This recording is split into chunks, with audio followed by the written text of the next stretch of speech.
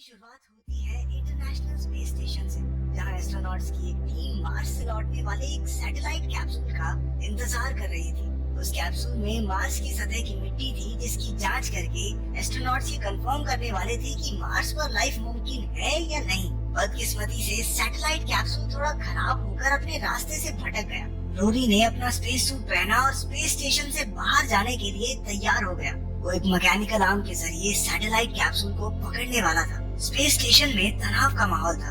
उनकी कमांडर इकैटरीना और एक एस्ट्रोनॉट शो कमांड सेंटर में ऑपरेशन पर निगरानी रख रहे थे। जैसे ही कैप्सूल उनकी ओर बढ़ता जा रहा था, स्टेशन में घबराहट और चिंता बढ़ रही थी। रोरी ने आर्म को कैप्सूल की तरफ घुमाया और झटके से दोनों के मिलते ही पूरे स्टेशन को एक जोरदार झटका लगा। सभी एस्ट्रोनॉट्स ने खिड़की पर इकट्ठा होकर देखा कि रोरी कैप्सूल को पकड़ने में कामयाब हो गया था। इकैटरीना ने खुशी से नासा को अनाउंस किया कि कैप्सूल उनके स्टेशन पर लैंड हो चुका है। लैब में ह्यू ने मिट्टी के सैंपल को ध्यान से एक माइक्रोस्कोप में रखा। उसने देखा कि एक जीव लगभग फॉसिल हो चुका था, यानी कि बहुत लंबे समय पहले खत्म होकर अब मिट्टी में प्रिजर्व हो गया था। ये सिर्फ एक सेल के ऑर्गेनिज्म जैसा था। ह्यू ने उसे छेड़ने की कोशिश की, लेकिन कोई रिएक्शन नहीं हुआ। उसने वहाँ पृथ्वी जैसा एटमॉस्फेयर तैयार करके उसमें ग्रोथ हार्मोन जोड़ दिया। सब ये देखकर हैरान रह गए कि वो जीव अब हिलने लगा था। ह्यू चाहकर भी अपनी खुशी छुपा नहीं पा रहा था, क्योंकि आखिरकार उन्होंने दूसरे प्लेनेट पर लाइफ की खोज कर ली है। ये खबर पृथ्वी तक पहुंची, जहां पर सभी लोग बहुत एक्साइटेड थे। इस जीव का नाम कैल्विन रखा गया। अगले दिन ह्यू ने देखा कि कैल्विन ने बहुत तेजी से बढ़कर सैकड़ों सेल्स का न्यूरल नेटवर्क बना लिया था। कैल्विन का हर एक सेल अपने आप में सारे काम कर सकता था। उसका हर एक सेल दिमाग भी था, मसल भी और आंखें भी। ह्यू उसे छूकर खेलने लगा। रात को शो ने अपनी पत्नी से बात की, जो उसके बच्चे को जन्म देने वाली थी। उसने सबको अपनी बेटी से भी मिलवाया। इसके बाद सब अपने अपने काम पर लग गए। ह्यू अभी भी बार बार कैल्विन को छेड़ रहा था। कुछ हफ्ते ऐसे ही बीत गए। एक दिन स्टेशन में इमरजेंसी अलार्म बजने से सब चौंक गए। रोरी, मिरांडा और ह्यू तुरंत लैब में पहुंचे। ह्यू को एहसास हुआ कि शायद उसी से कोई गलती हुई होगी। मिरांडा का मानना था कि उन्हें कैल्विन को बंद ही रखना चाहिए, क्योंकि अभी वो उसे पूरी तरह समझ नहीं पाए। ह्यू ने चिढ़कर कहा कि कैल्विन को कोई बीमारी भी तो हो सकती है, जिस पर रोरी ने उसे गुस्से से समझाया, कोई मिल गया का जादू नहीं है ये, क्या पता क्या नुकसान कर देगा। सबने हिसाब लगाया कि लैब की गड़बड़ी की वजह से कैल्विन अब हाइबरनेशन में चला गया है, जिससे उन्हें उसकी जांच करने का और मौका मिलेगा। ह्यू ने मिरांडा को समझाया कि उनके लिए कैल्विन के सेल्स को करीब से समझना कितना जरूरी है। हो सकता है कि कैल्विन में उन्हें किसी जानलेवा बीमारी का इलाज मिल जाए। उसने कैल्विन को इलेक्ट्रिक शॉक देकर एक बार फिर जगाने की कोशिश की। कई झटके देने के बाद आखिरकार कैल्विन झट से जाग गया और ह्यू के हाथ को कसकर पकड़ लिया। सब शांत होकर ह्यू को अपना हाथ छुड़ाते देख रहे थे, लेकिन कैल्विन की पकड़ बहुत ही मजबूत थी। वो जोर से ह्यू के हाथ को भींच रहा था, जिससे वो जोर जोर से चिल्लाने लगा। उसने ह्यू की उंगलियों को अजीबोगरीब तरीके से मोड़ दिया। क्रू मेंबर्स उसकी मदद करना चाहते थे, लेकिन मिरांडा एक और आदमी की जान को खतरे में नहीं डालना चाहती थी। इस बहसबाजी में कैल्विन ने ह्यू का हाथ तोड़ डाला और वो बेहोश होकर वहाँ फ्लोट करने लगा। कैल्विन इलेक्ट्रिक वॉन्ड की मदद से ग्लव्स को फाड़कर कंटेनर से बाहर आ गया। अब उसने लैब के एक चूहे को अपना शिकार बनाया। एक झटके में उससे लिपटकर उसने चूहे को खत्म कर दिया।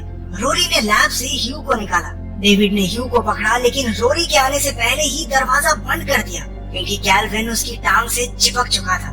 रोरी ने एक ऑक्सीजन कैंडल के जरिए कैल्विन को जलाने की कोशिश की। कैल्विन कूदकर साइड हो गया। उस एलियन को खत्म करने के लिए रोरी ने उसे जलाने की कोशिश की। कैल्विन लैब में जान बचाता इधर उधर भाग रहा था। रोरी ने भी अपने छोटे फ्लेम थ्रोअर के साथ उसका पीछा किया और एक पल के लिए उसे लगा कि उसने कैल्विन को कैद कर लिया है, लेकिन चेक करने पर पता चला कि वो शेल्फ एकदम खाली था। तभी अचानक कैल्विन ने पीछे से हमला कर दिया और रोरी के मुंह में घुस गया।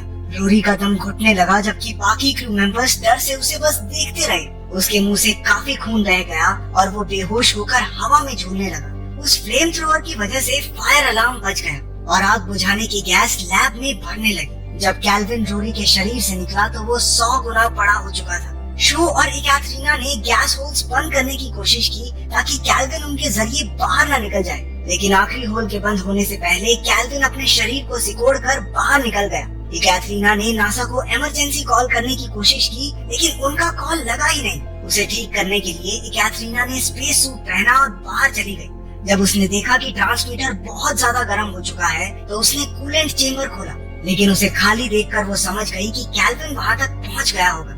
ह्यू ने होश में आकर अंदाजा लगाया कि कैल्विन ने कूलेंट का इस्तेमाल जिंदा रहने के लिए किया होगा। तभी अचानक वो कूलेंट चेंबर से बाहर कूदकर इकैटरीना से चिपक गया। इकैटरीना स्टेशन वापस आने लगी, लेकिन उसने देखा कि उसके सूट में लिक्विड भर रहा था। कैल्विन ने उसकी कूलेंट ट्यूब को भी तोड़ दिया। सूट में पूरी तरह लिक्विड भर जाने की वजह से वो किसी भी पल डूब सकती थी। वो लिक्विड उसकी आंखों के आगे तक आ गया, जिससे उसे सब कुछ धुंधला दिखने लगा। धीरे धीरे उसका दम घुटने लगा। डेविड ने फटाफट सूट पहना और इकैटरीना को बचाने निकला। वो किसी तरह एयरलॉक तक पहुंच चुकी थी। डेविड ने उससे कहा कि वो एयरलॉक खोलने में उसकी मदद करे, लेकिन वो ये देखकर हैरान रह गया कि इकैटरीना लॉक को दूसरी तरफ मोड़ रही थी। मिरांडा समझ चुकी थी कि इकैटरीना जानबूझकर खुद को बाहर लॉक करके बाकी सबकी जान बचाना चाहती है। आखिरकार दम घुटने से उसकी मौत हो गई और सबने नम आंखों से उसे दूर जाते देखा। कैल्विन एक बार फिर शिप की तरफ कूद गया। ह्यू ने सबको शांत करते हुए समझाया कि कैल्विन काफी समय से बाहर है और अब वो ज्यादा देर जिंदा नहीं रह सकता। लेकिन शो ने बताया कि कैल्विन अब भी थ्रेशर्स के जरिए स्टेशन में आ सकता है। उसे अंदर आने से रोकने के लिए जब भी थ्रेशर्स पर कोई हलचल होती, शो उसे जला देता।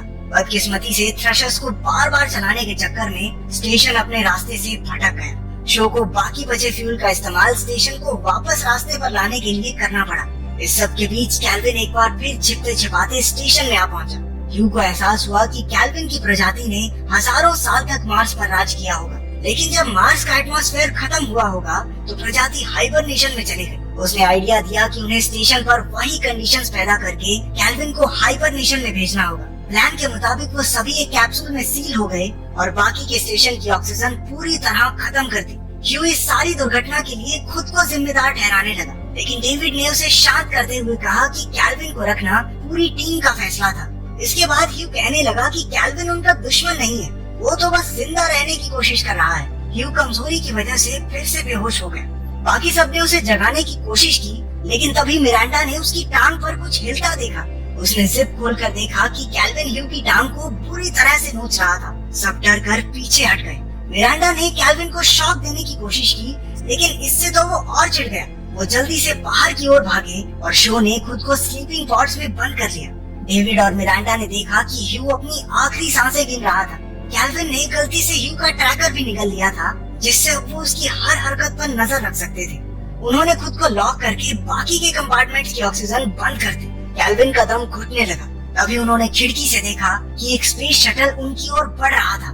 मिरांडा ने बताया कि ये शटल उन्हें बचाने के लिए नहीं, बल्कि उन्हें स्पेस में धकेलने के लिए था। ये नासा का आखिरी हथियार था, जिससे कोई भी एलियन धरती तक न पहुंच सके। लेकिन शो ये बात नहीं जानता था। उसे लगा वो शटल उन्हें बचाने के लिए भेजी गई है। वो अपने स्लीपिंग पॉड से निकला और लॉक खोलने लगा। उसके पीछे कैल्विन भी पहुंच गया। मिरांडा और डेविड ने उसे रोकने की कोशिश की, लेकिन अब बहुत देर हो चुकी थी। इंजन में कुछ खराबी होने से वो बाहर की ओर खींचा जा रहा था। कैल्विन भी उसकी टांग पकड़कर ऊपर की ओर चढ़ने लगा। वो एलियन उसके दोस्तों तक न पहुंच सके, इसलिए शो ने उसे पकड़कर दोनों हाथ छोड़ दिए।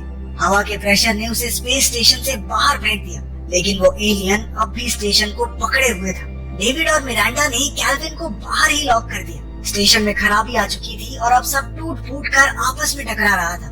डेविड ने देखा कि इस सारी गड़बड़ के चक्कर में स्टेशन एक बार फिर से अर्थ की ओर मुड़ गया था। वो 30 मिनट के अंदर अर्थ के एटमॉस्फेयर में पहुंचने वाले थे। उसने ऑक्सीजन के भूखे उस एलियन को ऑक्सीजन कैंडल का लालच देकर पकड़ने का प्लान बनाया। उसने फैसला किया कि कैल्विन को एक एस्केप पॉड में ले जाकर खुद उसके साथ अंतरिक्ष की गहराइयों में खो जाएगा, लेकिन मिरांडा एक दूसरे पॉड में पृथ्वी पर जाएगी और सबको बताएगी कि उनके साथ क्या हुआ। प्लान के मुताबिक डेविड ऑक्सीजन कैंडल लेकर निकल पड़ा।